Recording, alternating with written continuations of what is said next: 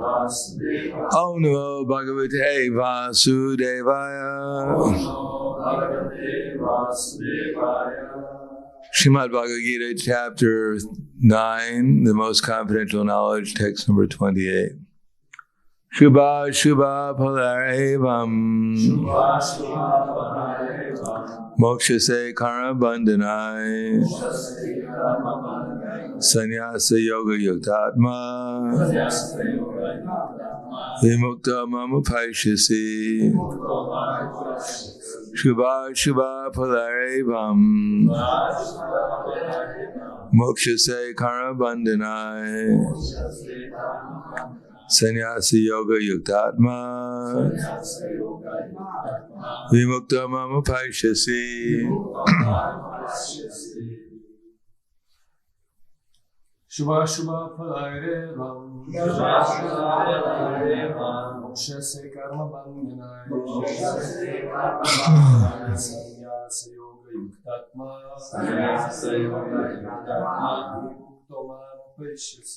Vimukta Mama Paishyasi. Shubha Shubha Palarevam Moksha Se Karma Bandhanai Sannyasa Yoga Yuktatma Vimukta Mama Paishyasi. Ladies.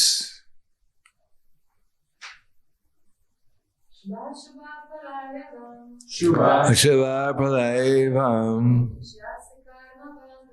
Moksha Se Karma Bandhanai Sannyasa Yoga Yuktatma Vimukta Mama Paishyasi. Shubha from auspicious, Ashubha and inauspicious, Palai results, Evam thus, Moksha Se you will become free, Karma of work, Bandhanai from the bondage, Sannyasa of renunciation, Yoga, the yoga, Yukta Atma, having the mind firmly set on, Vimukta, liberated, Mam, to me, Upaishyasi, you will obtain. Translation and purport by His Divine Grace, A.C. Bhaktivedanta Swami Srila Prabhupada. In this way, you will be freed from bondage to work and its auspicious and inauspicious results. With your mind fixed on me in this principle of renunciation, you will be liberated and come to me. Purport. One who acts in Krishna consciousness under superior direction is called yukta. The technical term is yukta vairagya. This is further explained by Rupa Goswami as follows. Anasaktasya vishayan yatarham upayunjitaha nirbandha Krishna sambandhe yuktam vairagyam uchite. The Bhakti Rasamrita Sindhu 1-255. Rupa Goswami says that as long as we are in this material world, we have to act. We cannot cease acting. Therefore, actions are performed and the fruits are given to Krishna, then that is called yukta vairagya. Actually, situated in renunciation, such activities clear the mirror of the mind, and as the actor gradually makes progress in spiritual realization, he becomes completely surrendered to the Supreme Personality of Godhead. Therefore, at the end, he becomes liberated. And this liberation is also specified. By this liberation, he does not become one with the Brahmajyoti, but rather enters into the planet of the Supreme Lord. It's clearly mentioned here, Mam Upaishyasi. he comes to me. Back home, back to Godhead. There are 5 different stages of liberation, and here is specified that the devotee who has always lived his lifetime here, under the direction of the Supreme Lord, as stated, has evolved to the point where he can, after quitting this body, go back to Godhead and engage directly in the association of the Supreme Lord. Anyone who has no interest but dedicated his life to the service of the Lord is actually a sannyasi. Such a person always thinks of himself as an eternal servant, dependent on the supreme will of the Lord. As such, whatever he does it for the benefit of the Lord. Whatever action he performs it as service to the Lord. He does not give serious attention to the fruitive activities or prescribed duties mentioned in the Vedas. For ordinary persons, it is obligatory to execute the prescribed duties mentioned in the Vedas. But although a pure devotee who is completely engaged in the service of the Lord may sometimes appear to go against the prescribed Vedic duties, actually it is not so. It is said, therefore, by Vaishnava authorities that even the most intelligent person cannot understand the plans and activities of a pure devotee. The exact words are Tandra Vakya Kriya Mudra Vigeya Na Buhaya. Chaitanya Charitamrita, Madhya Lila 23:39.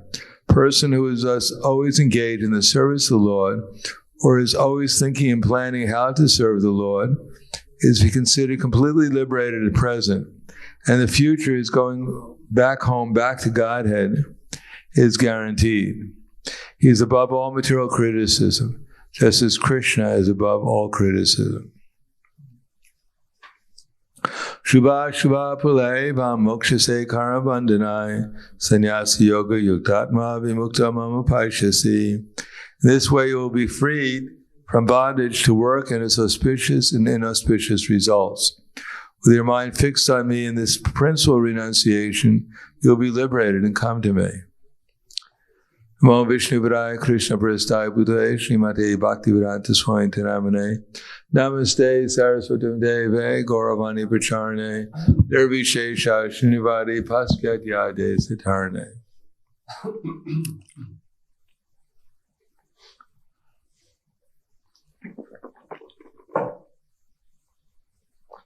3 paragraphs here, and there are 3 different points. First point is that we should dedicate, everything belongs to Krishna, and therefore we should dedicate our activities to Krishna. Second point is that anyone who dedicates all his activities to Krishna is known as a sannyasi. And the third is that it's difficult to understand a pure devotee. In other words, one who's dedicated his life to Krishna, who does everything for Krishna, who's completely conscious of Krishna, and even an intelligent person cannot understand. Intelligent means not necessarily transcendentally intelligent, but just materially intelligent. So what's the difference is that in order to understand a pure devotee, one has to understand what his mission is. His mission is not to be in the worldly point of view always right, to get it right all the time. In other words, people think if you're just like one time, Talmud Krishna Maharaj was giving a class in Texas, and one boy came into the class, and he looked at Talmud Krishna Maharaj and said, "Just see, this man is wearing glasses, and they say he's perfect." Then he left. So different people have an idea of what perfection is. One time Prabhupada was on a morning walk with Satsvarup Maharaj and Jayadvaita Swami. And they were asking Prabhupada questions such as, the devotees are wondering because sometimes it appears that the spiritual master, he misquotes verses or he can't remember them, or sometimes he may appear to fall asleep at an inappropriate time. So how do we explain that? So the Prabhupada said the spiritual master is not God, in the sense that, even God seemingly commits mistakes. According to the Nectar of Devotion, sometimes the gopis become so ecstatic and so bewildered by their ecstasy and love for Krishna that sometimes they go to the Jamuna and start churning it to get milk from it. And Krishna, when he sees the gopis are so ecstatic and in love with him, he becomes bewildered and ecstatic, and he tries to milk a bull. So from the worldly point of view, how can this be God? When Brahma saw God, when he saw Krishna, well, first of all, Krishna was wondering, how can this little cowherd boy be God, be my father, Narayan? And then we know he stole the cowherd boys, and he stole the calves, and he put them into a cave for a year. Our time, of course, it was less than a moment of his time. He came back, and he saw this little cowherd boy. Actually, what he saw, all the calves and cowherd boys were still there. And he looked in the cave where he had put them all, where Brahma had put them, and they were still there. So now he was really bewildered, because he had stolen all the cowherd boys and the calves, put them into a cave, and now they were with Krishna still. And when he looked back to see where they were still in the cave. So now he was even more bewildered. And then he saw Krishna, and Krishna in his left hand, he had what's called fruit salad, some yogurt and some fruit in his hand. Now in the Vedic culture, anyone who carries around food in his hand, his left hand, is considered to be really lower class, especially the left hand. No one carries food, and no one eats with their left hand. Even if you're a lefty, you're expected to eat with your right hand. And here's God eating with his left hand. Fruit salad, sticky fruit salad in his left. Krishna, how can this be my God? How can this be God? It's impossible. And then Krishna transformed all the cowherd boys and all the calves into Narayan forms. And Brahma was completely bewildered, because they were full with complete opulence. And then they became surrounded by all the Shivas from all the universes and all the time and all the elements. And then Brahma in the English slang, he was about to blow his mind. His foreheads were about to burst, and then Krishna covered the whole scene to save Brahma. So this idea of what perfection is, even in the spiritual world, sometimes Radharani hits Krishna with a lotus flower because he made a mistake in his loving exchanges. Now, Krishna never makes a mistake, but Yogamaya creates the situation where it appears that Krishna makes a mistake to make Krishna more humble. Because without becoming more humble, you can't become more loving. Love and humbleness go together. You can't be proud and puffed up and love anyone. Therefore, even in the spiritual world, sometimes all of Radharani's associates, Srimati Radharani herself, they're always put into positions where they have to become more humble.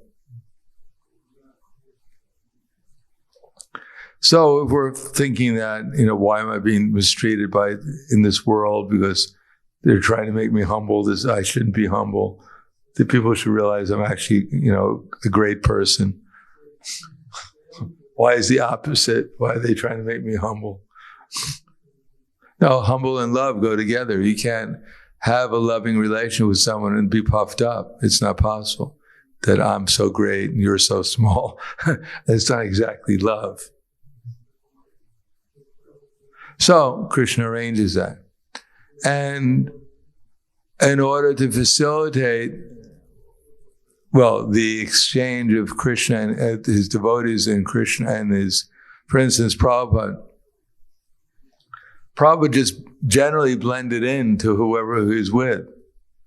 He didn't, because he understood for the most of the people he had to deal with, especially the devotees, if he agitated them in any way, if they became agitated, then that offense against him would destroy their devotional service.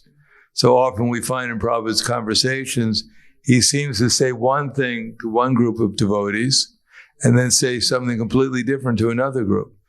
Because Prabhupada wasn't so much interested in getting it right, because it's impossible to get anything right in this material world, because everything is just perspective.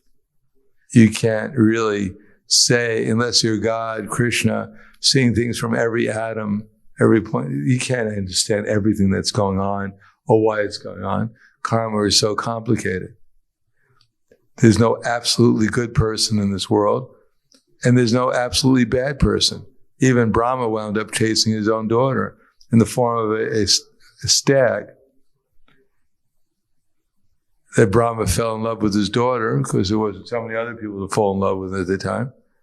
And she probably was very attractive, and he started to chase her.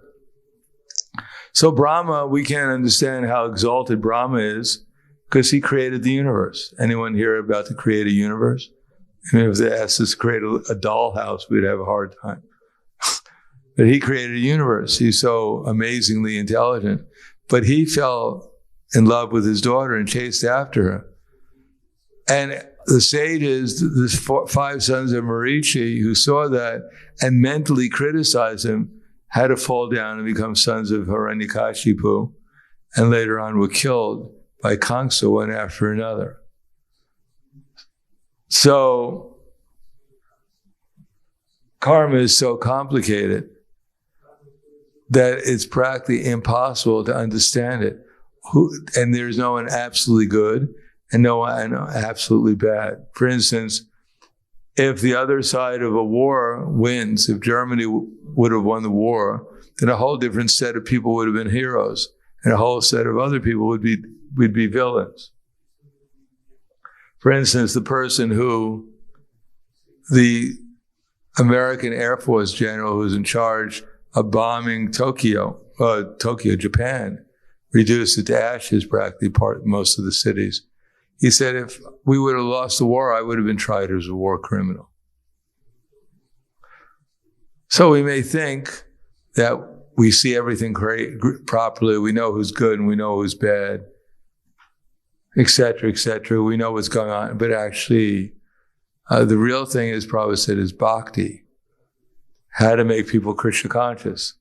And a lot of times one has to do things or say things which are not necessarily, quote, absolute. But Prabhupada blended in, and sometimes he said even about the sun and the moon and whether we went to the moon, he said different things at all different times. Sometimes he said they went to the Arizona desert. Sometimes he said they thought it was the moon, but it was actually Rahu. Sometimes he said, actually, they should just kick them in the face. They're all liars and cheaters. Sometimes he said, actually, how could they have gone to the moon? Because the moon is a heavenly planet, and they only found dust there. So Prabhupada said different things at different times. So one may think, well, he's really inconsistent. Prabhupada just couldn't. No, he said things which Krishna gave him the intelligence were appropriate at that particular time.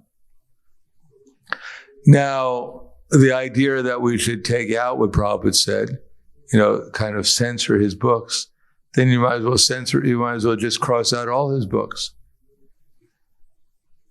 Someone's going to find fault. Now, if you say something about some race or about women or men or whatever, it's going to be subjected to criticism.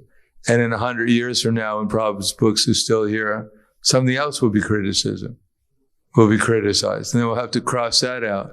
And by the next, before the end of 10,000 years, you'll have, Prabhupada's books will be very small. There'll be a paperback book. It's all be left of his teachings. It's all be left of Krishna's teachings. Because after all, if you want to criticize Krishna, you can criticize him too. As I said before, his parents were criminals. That's why he was born in a jail.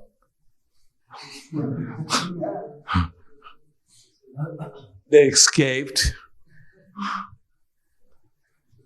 He went to Vrindavan, and his father was such a criminal, he actually kidnapped a little girl to sacrifice her. This is really child abuse. And then the little girl was almost sacrificed, but she escaped by some miracle. But this little boy, Krishna, he grew up. Some nurse came to feed him. He killed her. The start of his criminal life. And when he grew up even a little bit, then he started to kill all kinds of animals in the forest. He wasn't even... The Animal Protection Society would go after him. Animals, and then he organized a mafia where they're just stealing all the time. And then he fell in love with all the ladies in Vrindavan, practically speaking, all the little girls. He was completely uncontrolled. He stole their garments, embarrassed them. And then when they got serious, he fled because he wasn't very serious. He lured them, cheated them, and then fled. And then he did the same thing when he grew up. Because he was, he lived in a fort. Anyone who came to visit him practically he killed him. After killing his uncle, killing a poor elephant that wandered by. Killing wrestlers, he was just a life of crime.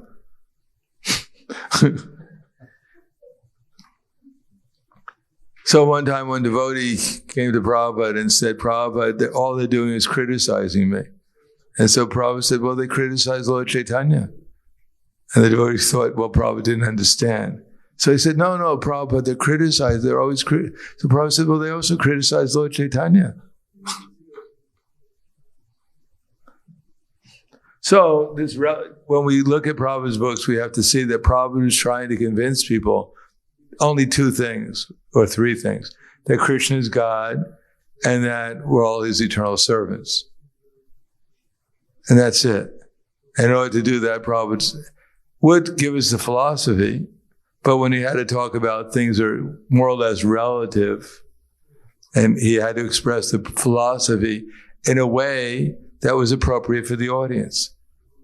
And he had to say things and he had to have a persona, a personality that would be appropriate to the audience.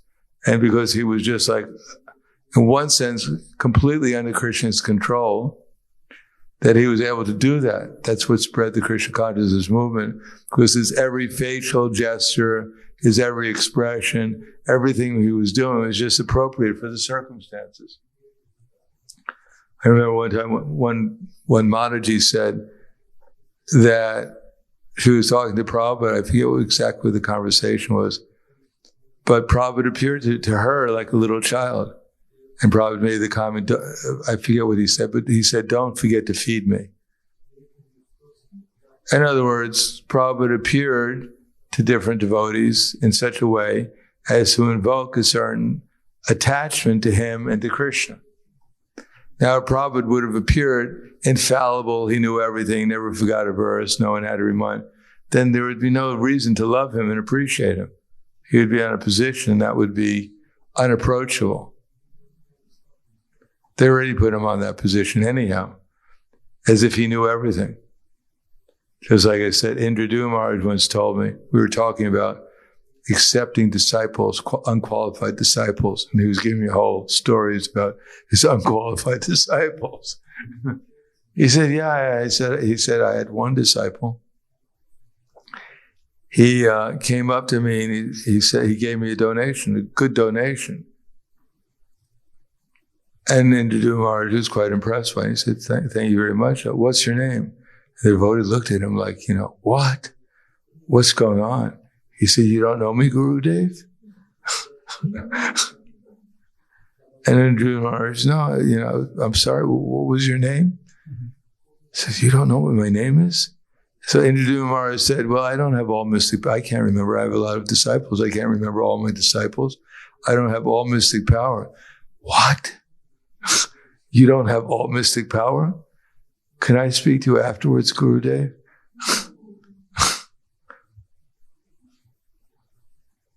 As far as I know, he didn't ask for the donation back, at least.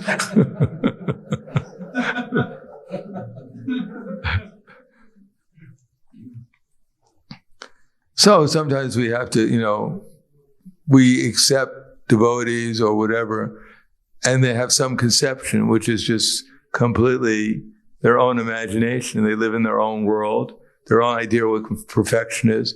So Prabhupada told that Jayadvaita Swami and Satsvarupa Maharaj that the perfection of a preacher and acharya is not that he gets it all right from the material point of view.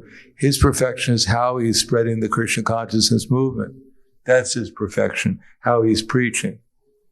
And if we think preaching means to be perfect all the time and to always say exactly the right thing, that forever, next 10,000 years, everyone's going to appreciate, it's not possible. People have a different taste according to the modes of nature. Everyone has a different vision. This is a world of where no one is ever going to agree on, not everyone's going to agree on anything. But if one is actually blending into the personality that you're dealing with and as an instrument for Krishna, then you get as right as possible. Whatever Prabhupada did was right, how people interpret it, right in the sense that Prabhupada is trying to give Krishna consciousness perfectly to everyone. How people interpret it is up to them. But that's Prabhupada was Krishna's instrument. I mean, I personally saw Prabhupada in different circumstances, and I was observing what was, even his interactions with me, that and with others, that Prabhupada was completely conscious of what he was doing. I mean, it was just like Krishna was talking to. Like one time, I was talking to Prabhupada because I was the head pujari. As soon as I joined the movement, as you probably know, they gave me 2 services immediately. As soon as I moved into the temple, I was a devotee before, but then I decided to move into the temple at the end of 1968. As soon as I moved in, they gave me a service. I became immediately the head pujari and the treasurer. So I asked the devotee, my friend Burjan, because he was going to go to open a temple in North Carolina, Chapel Hill, with another devotee. And he built when I first was coming to the temple, there was these 3 figures on this bookshelf. And I was wondering, what's that? So then when finally Burjan Prabhu made an altar for them before he left. And I became the head pujari the day after he left. So I said, who are those figures? He said, I don't know. So Prabhupada came to Buffalo in 1969, and I was already the head pujari. Whatever we were doing, we didn't know what an arti was. We didn't know anything. But when Prabhupada was there for a week, I asked him one time, I said, who is Lord Jagannath? Because we found out who Jagannath, and the name was Jagannath. So he thought for a moment, and then he said, oh, he's Krishna. Oh, I said, oh, that's good.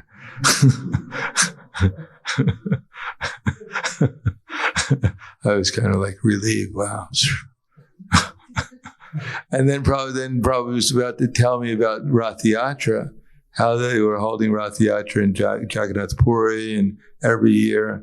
And he was about to say that you don't have to, and then Prabhupada stopped. He was about to say you don't have to worry about that, meaning Rath Yatra. But I saw, I could actually see, practically speaking, I didn't see Krishna, but I saw Krishna talking to Prabhupada. And he stopped. And that year we had Rath Yatra in Jagannath Puri. So I could understand that, Prabhupada, as Ramaswamy Prabhu once said, he was having an interview Prabhupada was having an interview, and the reporter asked Prabhupada,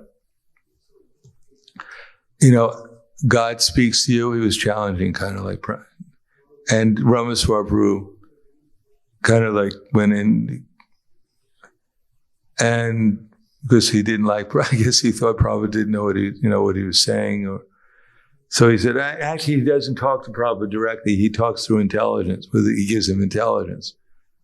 And then Prabhupada he cut him off and said, no, Krishna talks directly to me. Tells me exactly what he wants me to tell, He talks directly. So if we're confused what Prabhupada says in his lectures, whatever else, then we have to understand why he was saying it, what the circumstances were, and not start thinking that, Prabhupada somehow or another was fallible at some times and infallible at other times. That's our worldly point of view. And therefore it says here, even an intelligent person, materially intelligent person, sometimes can't figure out, what's going on because they're not that intelligent. Not spiritually intelligent, at least. Not understanding what the mission is. Thinking that the mission is to be perfect. The mission is to perfectly help people become Krishna conscious. That's the mission. So I'll stop there. Thank you. Any questions?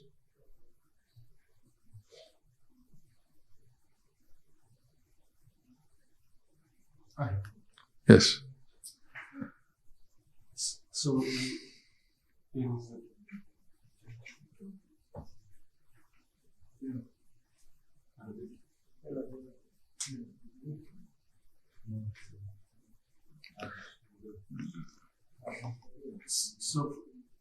from a spiritual point of view, there are different emotions simultaneously appears in a person who is. I just read. I think that it's like not hate, but some contradictory. Do the working?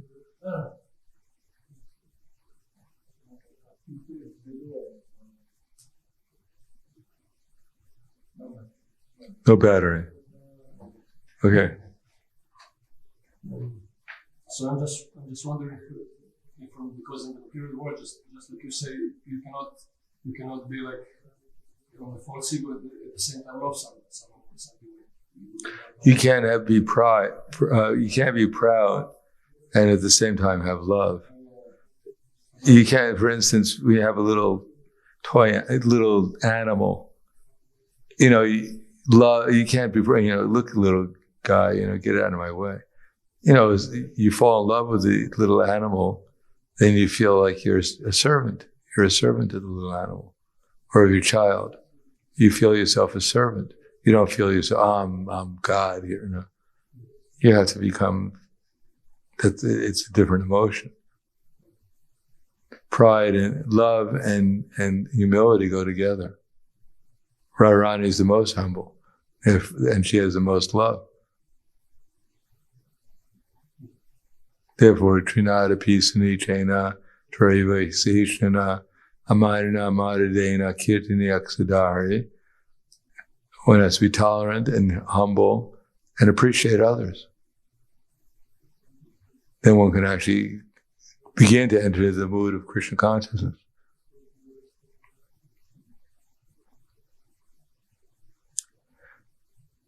Anything else? Thank you very much. Grantaraj Bhagavad Gita ki jai, Srila Prabhupada ki jai, Gaur Premanande.